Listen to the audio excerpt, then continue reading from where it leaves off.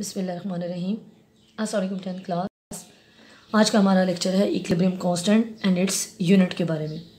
सबसे पहले आप देखें कि हमने मैथ सेक्शन में एंड पॉइंट पर इक्वेशन निकाली थी Kc is equal to molar concentration of products divide by the molar concentration of the reactant, यानी Kc हमारा बराबर था प्रोडक्ट्स की मोलर कंसंट्रेशन और डिवाइडेड बाय रिएक्टेंट की मोलर कंसंट्रेशन के।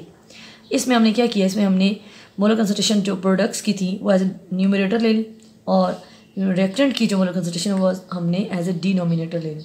इस लिहाज से हम इसको डिफ़ाइन कर सकते हैं कि Kc क्या है। Kc is a ratio. आमतौर पे अब रेशो हम आपने पढ़ा होगा, हम रेशो को यूँ लिखते हैं A/B। अब इसको हम यूँ भी लिख सकते हैं 1/A/B। रेशो का मतलब ये भी है, इसलिए हमने इसको रेशो कहा है। It is also ratio.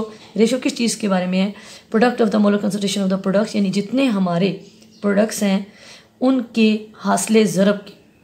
Products मतलब होता है उनको मल्टीप्लाई करना। Raise to some power, power किसकी इक्वल होगी? उनके नंबर ऑफ मोल्स के, divided by the molar concentration, product of the molar concentration of the reactant raise to some power which is equal to their number of moles. अब ये Kc की value हम निकाल सकते हैं, लेकिन सिर्फ उन रिएक्शंस के लिए।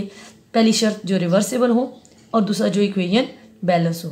वैसे मतलब सपोज किसी भी रिएक्शन का जब वो Kc वैल्यू कैसे निकालेंगे? सपोज हमारे पास एक रिएक्शन है H2 + I2 give us 2 hydrogen iodide, ठीक है, और ये हमारा रिवर्सिबल रिएक्शन है। अब इसमें देखें, अगर ये रिएक्शन सपोज पहले हम इसको बैलेंस नहीं करते, अगर ये रिएक्शन इस फॉर्म में है, मीन अनबैलेंस है, हाइड्रोजन 2 है 2 आयोडीन, लेकिन यहाँ पर 1 है, तो इट मीन्स कि ये इक्वेशन बैलेंस नहीं है, तो हम ऐसे रिएक्शन की Kc की वैल्यू नहीं निकाल सकते। और अगर यहाँ पे एक सिंगल एरो हो, मीन ये रिएक्शन इरिवर्सिबल है, तब भी हम इसकी Kc की वैल्यू नहीं निकाल सकते। तो ये दो इसके लिए शर्तें हैं, रिक्वायरमेंट्स हैं कि रिएक्शन शुड बी रिवर्सिबल और secondly the equation should be balance. वो हमने कर ली। अब हम इसके लिए Kc की वैल्यू निकालते हैं। Kc की वैल्यू आपको पता है किसके बराबर है? Rate of the forward reaction will be equal to the rate of the reverse reaction. Equilibrium पर हमने इन दोनों को बैलेंस कर लिया और फाइनली हमारे पास जो इनकी Kc की वैल्यू आएगी। इन शॉर्ट आप रखें ये याद कि आपने ऊपर प्रोडक्ट की मोलर कंसंट्रेशन लिखनी है। देखिए हाइड्रोजन आयोडाइड हमारा प्रोडक्ट है, हमने इसको ऊपर लिख दिया और इसके जो नंबर ऑफ मोल्स थी उसको हमने इसका पावर बना दिया और नीचे हम हाइड्रोजन H2 लिखेंगे।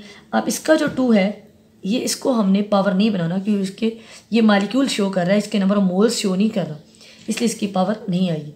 और इसके साथ आयोडीन I2 और इसके भी नंबर ऑफ मोल्स ऊपर नहीं आएंगे, क्योंकि इसका नंबर ऑफ मोल्स यहाँ पर ये 1 ही है, ये इसका मालिक्यूल शो कर रहा है। इस तरह से हमने किसी भी दी हुए रिएक्शन की Kc की वैल्यू का फार्मूला कैलकुलेट कर लेना है। अब अगला क्वेश्चन आता है कि हम इस Kc को कैलकुलेट कैसे करेंगे। देखिए, अगर इक्विलिब्रियम पर हमारा रिएक्शन सपोज हो रहा है और एक पॉइंट पर इसने इक्विलिब्रियम स्टैब्लिश कर लिया है, तो हम उस पॉइंट पर जितने हमारे उस रिएक्शन मीडियम में अमाउंट मौजूद है, यानी मोलर कंसंट्रेशन हाइड्रोजन की मौजूद है वो कैलकुलेट करेंगे, जितनी आयोडीन मौजूद है वो कैलकुलेट करेंगे और जितनी हाइड्रोजन आयोडाइड मौजूद है उसकी अमाउंट कैलकुलेट करेंगे और उनकी वैल्यूज़ को फिर हम इस इक्वेशन में पुट करेंगे और मैथमेटिकली सॉल्व करेंगे। हमारे पास कोई ना कोई इसकी जो वैल्यू है वो आ जाएगी, definitely value of the Kc for this reaction. अब वैल्यू हमने निकाल ली। अब हमारे पास अगला क्वेश्चन है कि हम इसके साथ यूनिट क्या लगाएंगे, क्योंकि हमारा टॉपिक ये था इक्विलिब्रियम कांस्टेंट। इक्विलिब्रियम कांस्टेंट हमने निकाल लिया एंड नाउ इट्स यूनिट। अब हम इसके यूनिट निकालते हैं।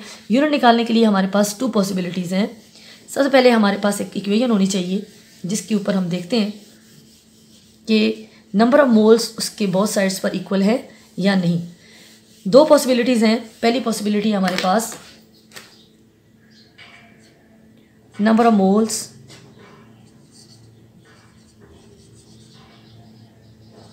ऑन बोथ साइड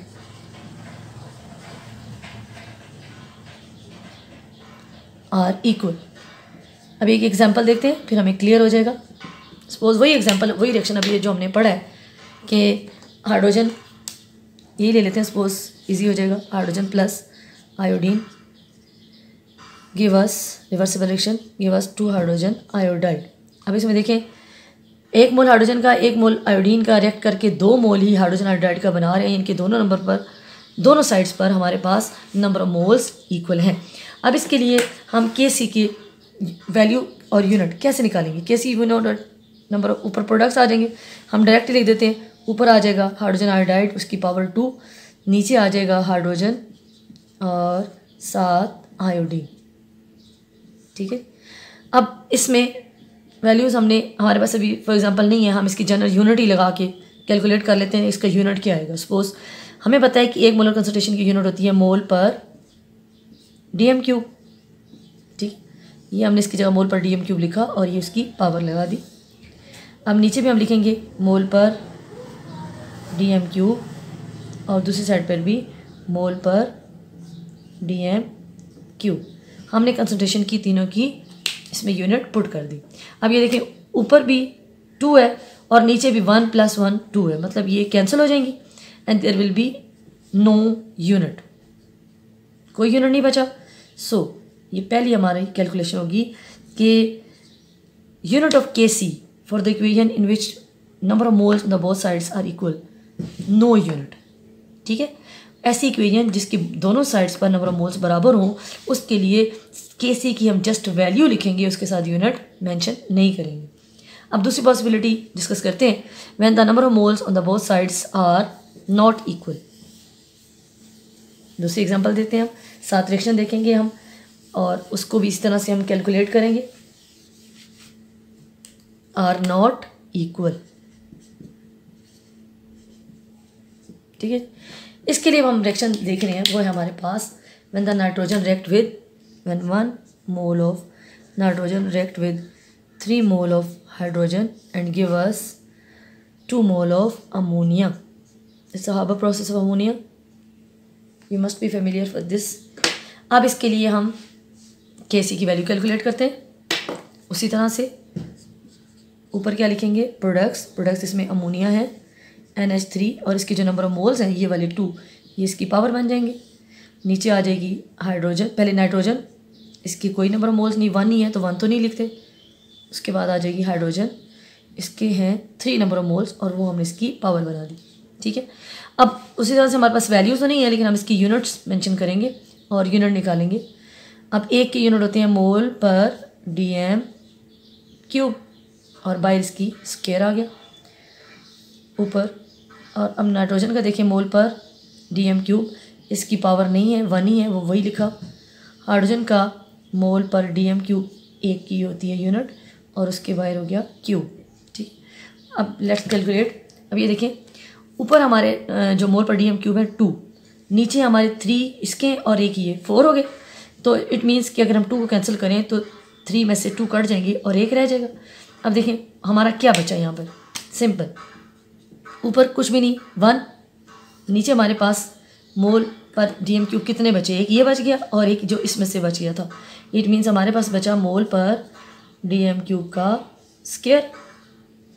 ठीक है, इसको हम और सिंप्लीफाई कर लेते हैं यूनिट्स को, तो ये हो जाएगा 1/, अब इसका ज़रा स्क्वायर खोल देते हैं, मोल स्क्वायर हो जाएगा नीचे और डीएम 3 × 6 है ना, तो पर 6 को हम यूँ भी लिख सकते हैं माइनस। ठीक है, अब इसको भी मैं बाय में है 1 बाय में इसको ख़त्म करना चाह रही हूँ, मैं इसको ऊपर ले जाऊँगी, इसका यूनिट ही हो जाएगा मोल पर स्क्वायर हो जाएगा क्योंकि इसकी पॉजिटिव पावर थी, ऊपर जाके माइनस होगी, नेगेटिव होगी, और डीएम क्यूब जो माइनस में था वो पॉजिटिव हो जाएगा। तो इस तरह से हमारे पास Kc की value for this reaction will B पर मोल स्क्वायर डीएम 6 हो जाएगी अमोनिया वाले रिएक्शन के लिए। इस तरह हर उस रिएक्शन के लिए जिसके लिए number of moles on both side पर इक्वल नहीं होते, डिफरेंट किस्म की इक्विलिब्रियम कांस्टेंट की यूनिट्स, यानी ये हमारे पास Kc की यूनिट डिफरेंट आएंगी। ठीक है, ये हमारा हो गया। अब एक और जनरल रिएक्शन हम डिस्कस करते हैं जस्ट फॉर द प्रैक्टिस कि हम Kc की वैल्यू किसी और रिएक्शन के लिए कैसे निकाल सकते हैं। सपोज हमारे पास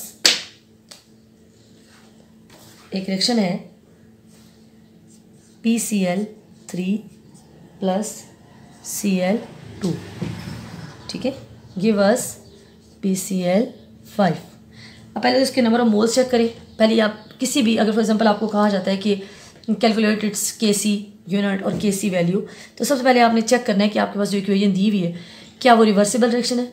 ठीक है जी, ये रिवर्सिबल रिएक्शन है। फिर देखें कि क्या ये number of moles on both sides equal है। ठीक है, फास्फोरस 1 1, ठीक है, Cl3 3 और 5 मतलब बोथ साइड में नंबर ऑफ मोल्स इक्वल है। तो अब इसके लिए हमारे क्या यूनिट आएंगे अभी देखेंगे, हम कैलकुलेट करते हैं कि हमारे क्या आ रहे हैं।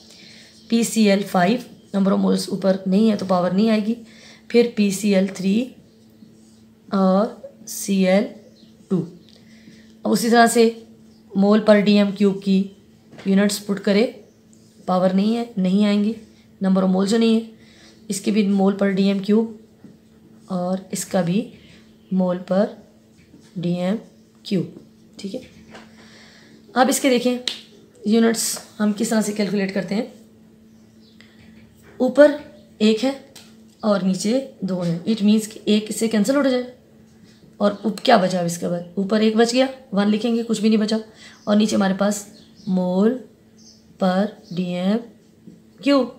अब इसको मैं सिंप्लीफाई करके कैसे लिख सकती हूँ कि इसी की वैल्यू क्या हो जाएगी, मोल पर DM क्यूब है ना, इसको ऊपर लेके जाएंगे तो पर मोल हो जाएगा, पर मोल, और DM क्यूब जो है इधर यहाँ पर था, मतलब ऊपर DM क्यूब जो है वो पॉजिटिव हो जाएगा, ठीक है। यहाँ पर इसका इन्वर्स है ना, मतलब यहाँ पे हम यूँ भी लिख सकते हैं, ये है पर क्यूब, तो जब मैं इसको ऊपर लेके जाऊँगी तो ये पॉजिटिव हो जाएगा। तो that will be the unit for this reaction, KC के यूनिट होंगे पर मोल DM क्यूब। इस तरह आप किसी भी रिएक्शन के इक्विलिब्रियम कांस्टेंट की वैल्यू और इसके यूनिट्स निकाल सकते हैं। दैट्स इट, अल्लाह हाफिज़।